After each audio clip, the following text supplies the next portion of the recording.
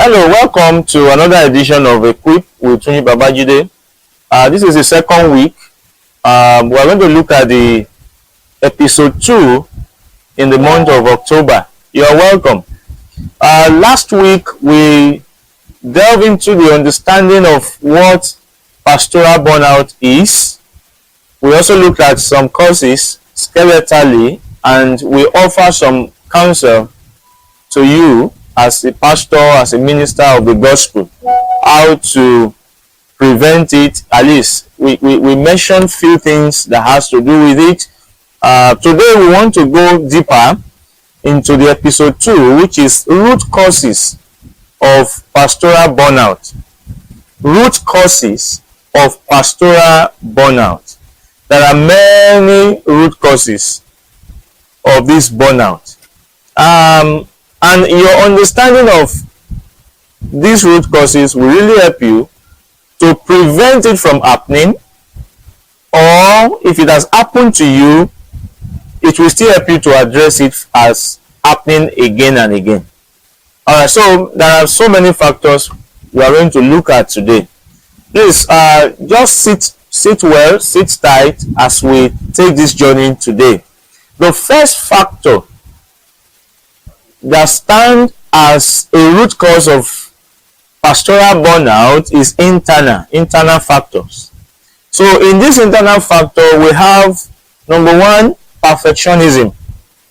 Many pastors believe that they must always perform at their best. It's not wrong, it's not bad. We must all perform very well, excellently well. But there is also a trap of perfectionism that may set in as we serve the Lord. So this pressure to be perfect, you want to always dot the T's, you always want to be excellent. It's not bad, but don't get into the root of perfectionism. So the pressure to be perfect leads to stress and disappointment when they inevitably fall short. Yeah, at times things don't go the way you plan them. At times there may be some hiccup. How do you feel? So don't put yourself under unnecessary pressure even when ministry plan did not go the way they should go. Don't be a perfectionist when it comes to ministry work. So it's one of the internal factors. Number 2 is lack of boundaries. Many ministers of the gospel will find it difficult to say no to that invitation, to say no to that appointment, to say no to that, that request. So lack of boundaries is a major root cause of burnout. You need to learn how to say no, dear pastor. It is not all invitation you must take. It is not a sin to turn down some invitation. It is not a sin. If you overload yourself with activity, it will still affect you.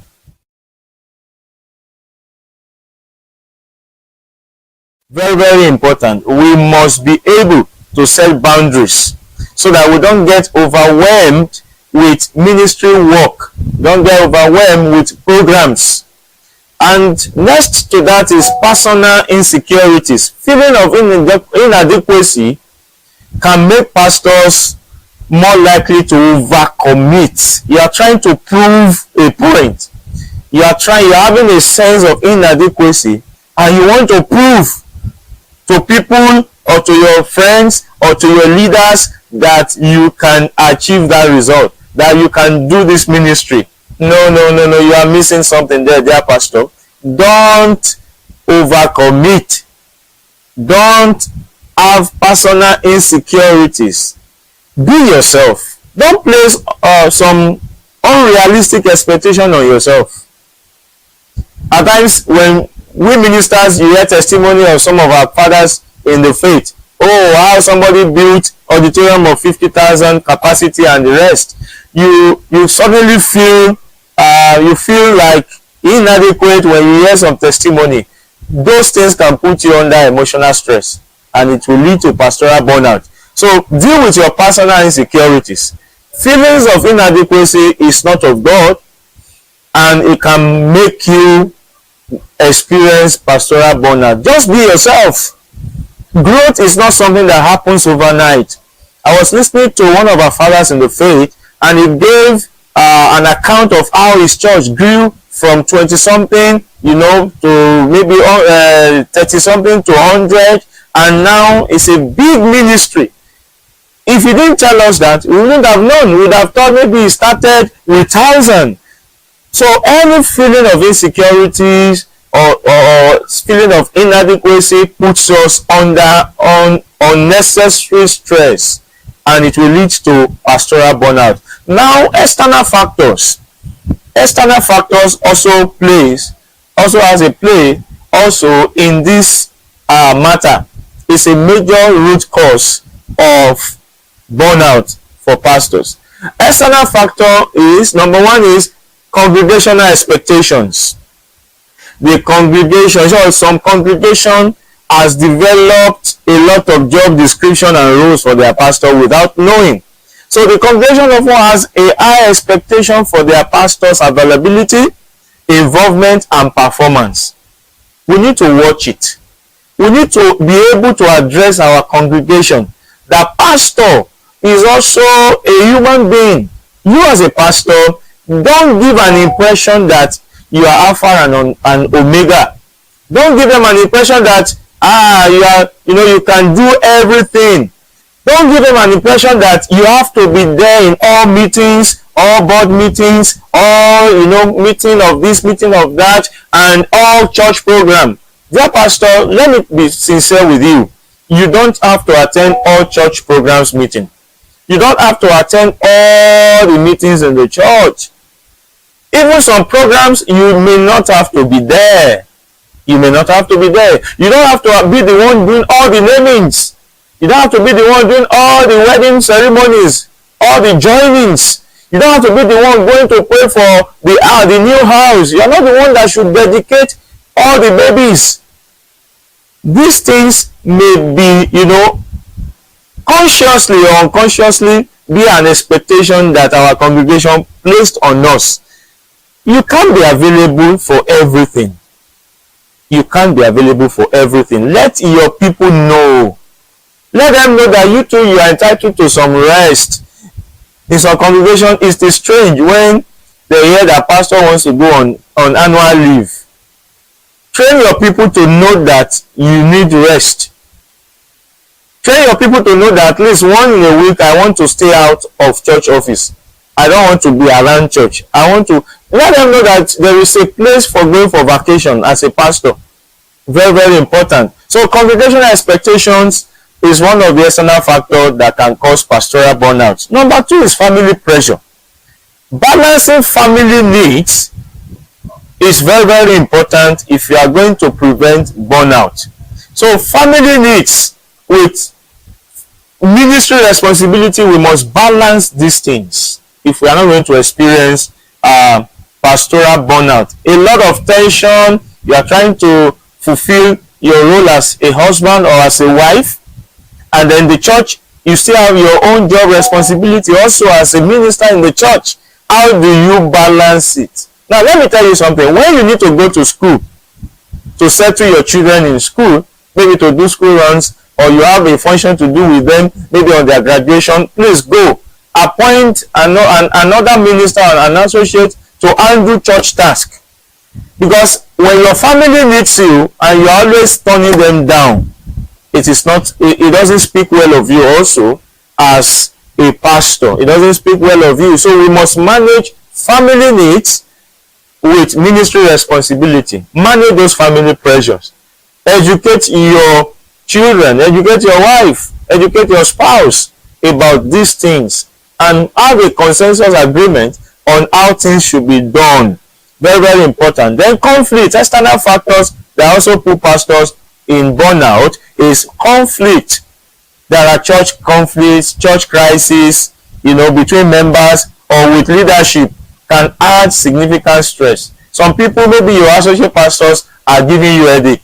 Your head of department, they are giving you headache. You ask them to do something, they are not doing it. or you are experiencing the case of betrayal in ministry, you have many disloyal people in your ministry, it can be a factor of burnout. Please, dear pastor, don't kill yourself because of ministry. You will have to also know that even when people betray you in the ministry, when some people show disloyalty, don't let it affect you to the point of affecting your health and causing pastoral burnout. The lack of support is an external factor that can affect us in the ministry. Lack of support at times, maybe you are in a denominational setting, your denominational leadership, they are not sending money, they are not sending human resources, they are not meeting up to expectation. If you are not careful, you can go into burnout.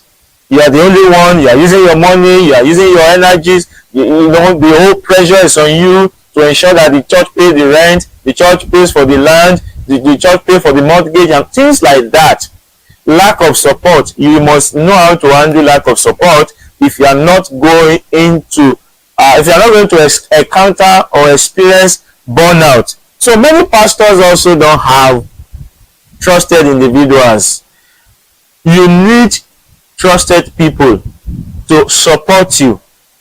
If you don't know how to do it, you can get people to come and help you to have a robust system of workforce so that you can have the required support system in place. You need a support system as a pastor. You need a support system for yourself and for the ministry.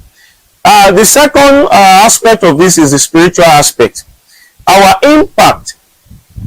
There is an impact of our relationship with God too. If you get engaged endlessly with ministry work and you are not always finding time to retreat, to stay in God's presence, you can actually experience burnout. You can experience burnout. Many people for months, you are preaching and preaching and preaching, you are teaching, they are inviting you and there. It's not bad for you to go for invitations, but you need to also know that you can't just be burning the oil. You need to retreat to get refuel and get, refired. So you must have a mechanism of receiving. You are the one always giving, preaching, teaching, praying for people, holding one program or the other. They are inviting you for this program, for that program, but what mechanism do you have in place to get refuel yourself?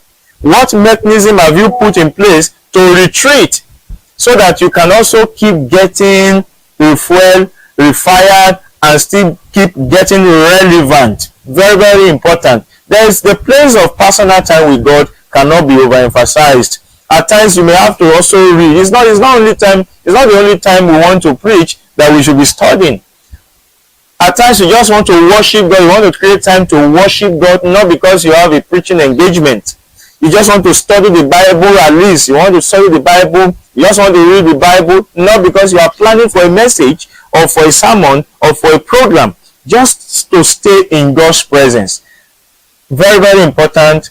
It's very, very important. Now, the scriptural insight to what we are discussing is Psalms 127, 1-2. Unless the Lord builds the house, the builders labor in vain that builded it. You need to know and put this scripture at the back of your mind that it is not about you. It is the Lord that can build his church. It is the Lord that can build that ministry.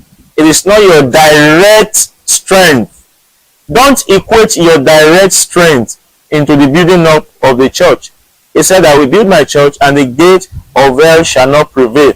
Do your part and let God do his part. Do your part.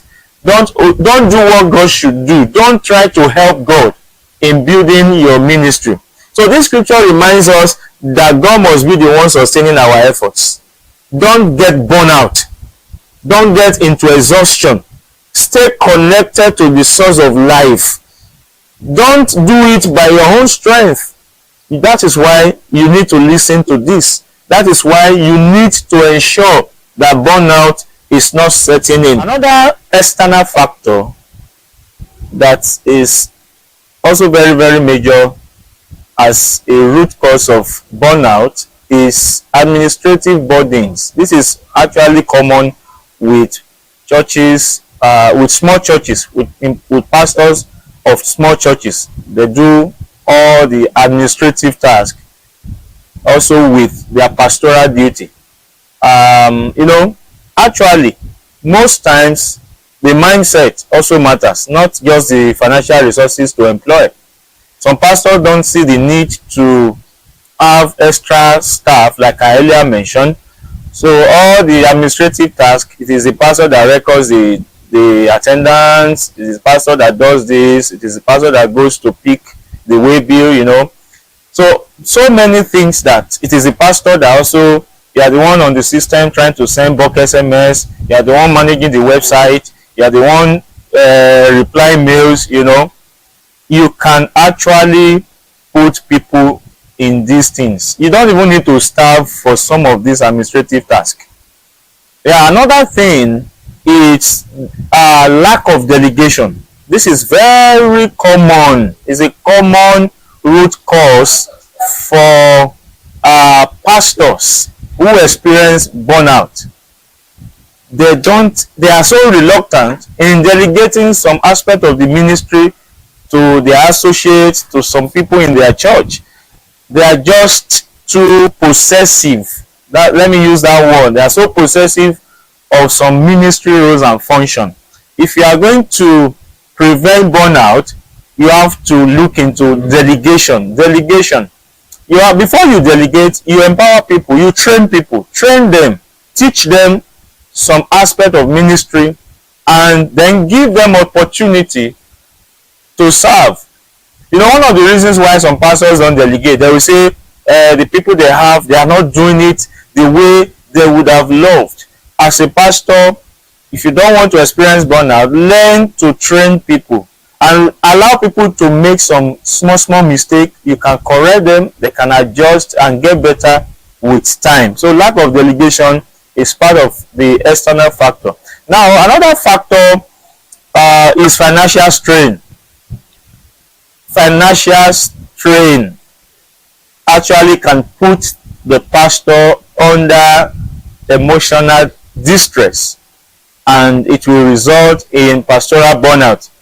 Low salary, low income of the pastor, low income of the church, can be something that impinges much more on the emotion of the pastor. So some pastor, that's where you hear that anointing is turning annoyance.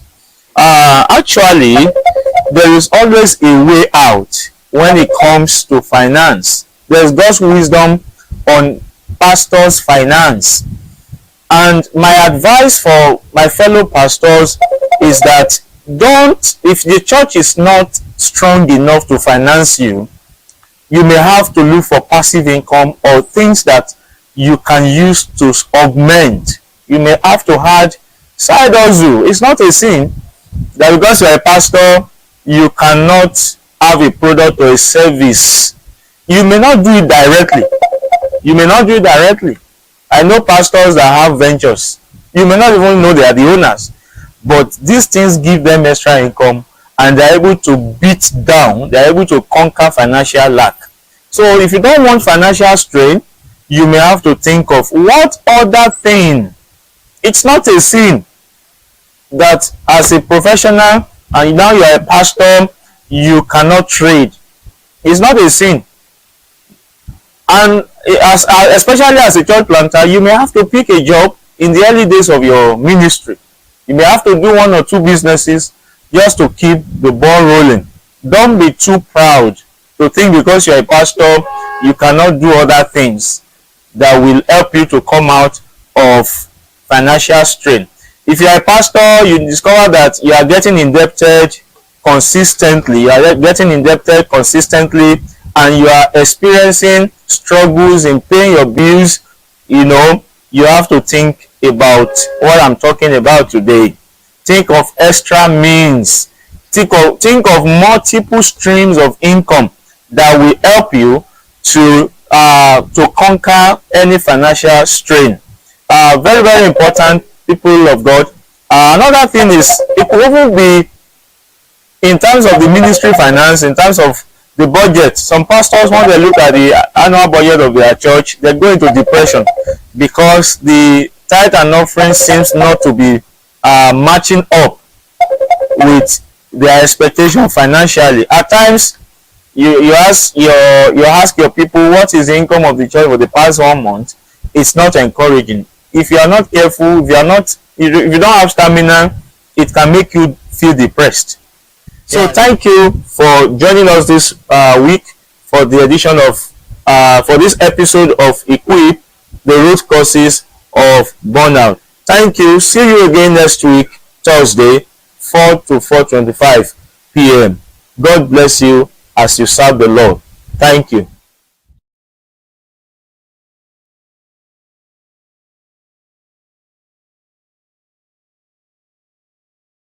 Thank you for watching. We hope you were richly blessed by the broadcast.